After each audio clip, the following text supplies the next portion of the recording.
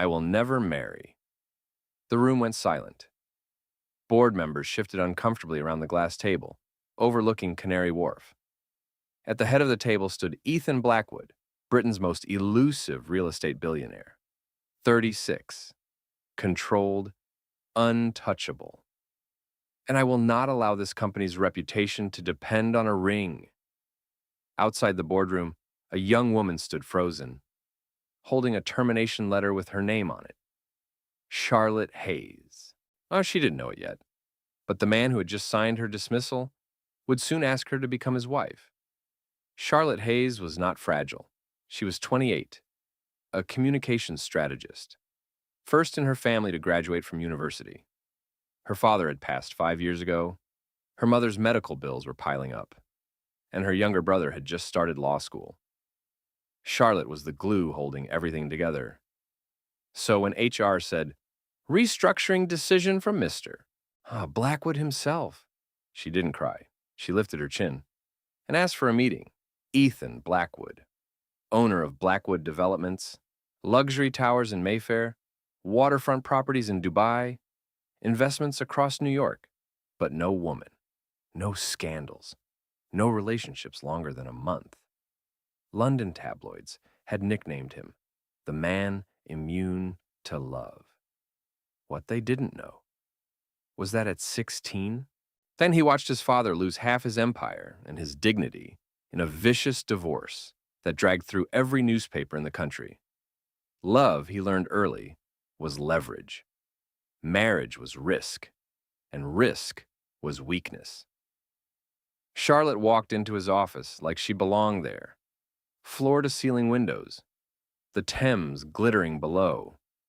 Ethan didn't stand. "You have 5 minutes." She placed a folder on his desk. "If you remove me from the Harrington campaign, your investor presentation collapses. I built the entire public strategy." He studied her. Not emotional, not begging. Strategic. "You're confident," he said. "I'm correct." A pause. Then he leaned back slightly. 3-month contract. Directly under me. Temporary. She hesitated. Working directly under a man known for freezing out entire boards. But she nodded. Fine. Neither of them knew. That was the moment everything shifted. Late nights, strategy sessions, and elevator rides in silence, thick enough to taste. She challenged him in meetings.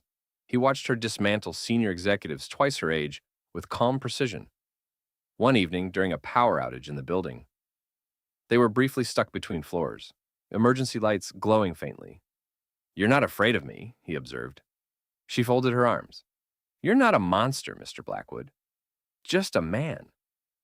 For the first time in years, he almost smiled.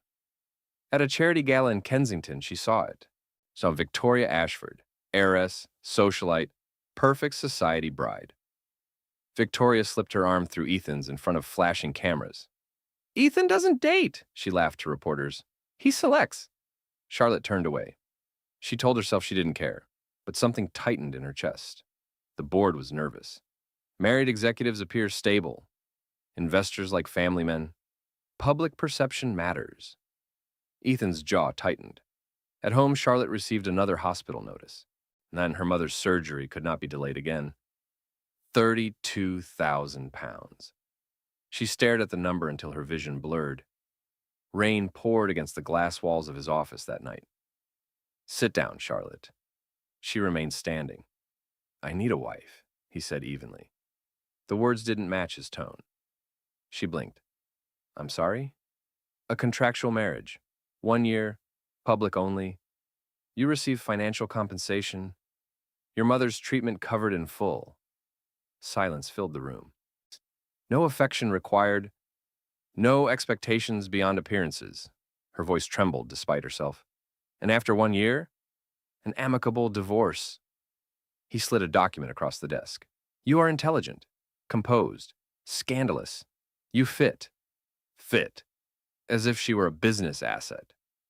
She walked through the rain that night without opening her umbrella. Marriage without love. Security without warmth.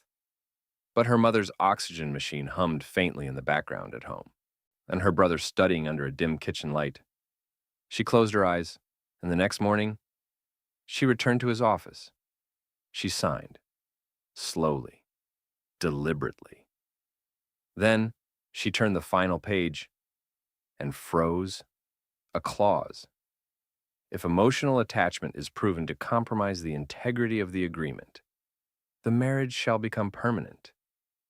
Her eyes lifted to his. You don't trust yourself. For the first time, Ethan's composure flickered. It's protection.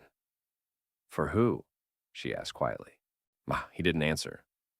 3 weeks later, white roses lined the aisle. Cameras flashed. London society watched as the billionaire who swore he would never marry lifted Charlotte's veil, and for a split second, his hand trembled. Was it strategy, or was it already too late? Fade to black.